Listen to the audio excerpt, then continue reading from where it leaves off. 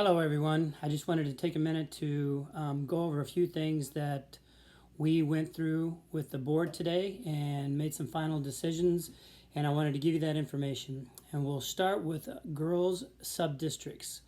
So the girls will now have sub-districts, and those districts will be determined the same way they did in the past, and within those districts, we will divide by a serpentine those districts into two separate sub-districts. So districts 1, 2, 3, and 4 will now have sub-districts of 1A and 1B, 2A, 2B, 3A, 3B, and 4A, 4B. And that'll create 8 different sub-district tournaments. Those sub-districts will be divided by a serpentine of returning points and qualifiers, just the way we do the initial serpentine. The sub-districts will be held on the same weekend as the boys' state duels, and those will have some flexibility. If they need to have it on Saturday, they can. If they need to have it on Friday, they can do that as well. In the girls' sub-districts, once a wrestler has qualified for the district final, meaning if they win the semifinal match or they're in the final, they've already qualified for the district final, so they don't have to wrestle that match. On the bottom side, if they win the consolation semifinal match and they're in the consolation finals, that match will also not be wrestled, and they will automatically qualify into the district final. The reason that we do that is because of seeding. We seed the sub-districts with the NSAA seeding program, and then we'll turn around and seed the districts again in the district final.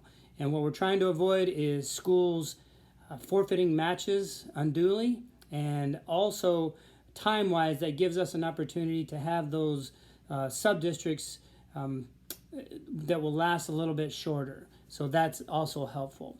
Once they qualify, they'll go into an 8-person bracket in the district final, which will be held the following Friday of the boys' districts. And I'll get to that in a minute. But that girls' district final will be on Friday, and the boys' districts will follow up on Saturday. There will be no team scoring on the girls' sub-district tournament, and then we will do team scoring on the girls' district final tournament. Due to the NFHS rule that allows 6 matches in a day now, we are changing the boys' districts to a one-day district.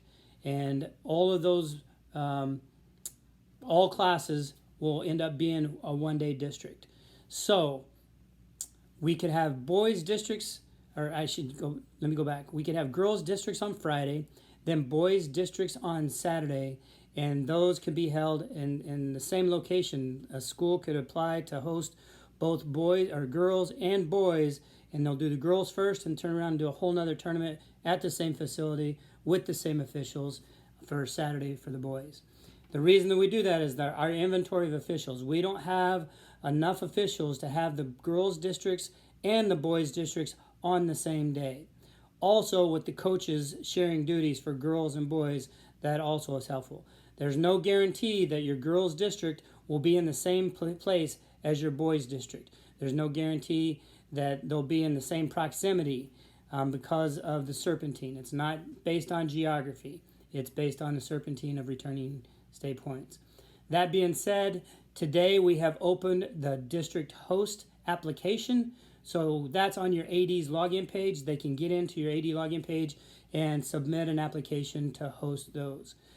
One of the considerations that we'll probably have to look at is schools that are willing to host both a girls' district final and a boys' district on the same weekend, one on Friday, one on Saturday.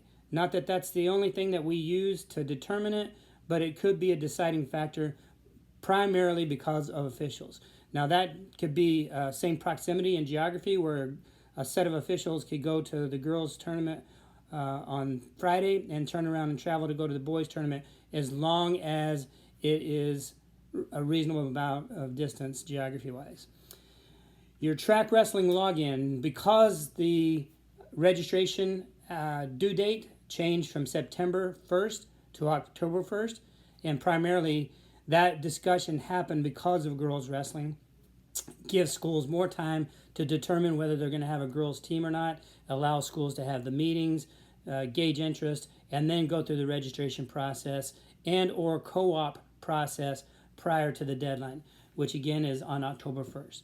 Which means we can't supply a list to track wrestling for those teams until after the registration date. So after the registration date, we will give that list to Track Wrestling, and then Track Wrestling will email you directly your login information for each respective school. So then you'll be able to get into your Track Wrestling account and import your roster and do all the things that you've done in the past. Incidentally, I will follow up with another email that has a PowerPoint and links to kicking off your season. The NWCA, Track Wrestling, Flow Wrestling, and a few other state association administrators got together and put together a PowerPoint that has these links, and it's how-to videos and the processes of what we need to do at the beginning of each season. State records. State records, if you have anybody that you feel has broken a state record, or you have somebody that you want to submit for a state record, all of those records must be in the Track Wrestling stat program. So in order for us to verify it, you have to PDF those records and send them to us so that we can do our due diligence, have it on file that record was officially broken. And after we get that documentation, we'll make those changes on the state record page. And those records will also be published in our state wrestling program. The UNL clinic, which is also a coaches clinic, we'll have our in-person rules meeting for coaches at that time. That's going to be Friday, November 10th. I believe that the time is going to be at 11 o'clock. And you can come to that, and it'll fulfill your requirement of watching the NSAA, NFHS rules changes and rules meeting for the NSAA. We will also be having a track wrestling training session for coaches or whoever they designate that's going to run their track wrestling for the year.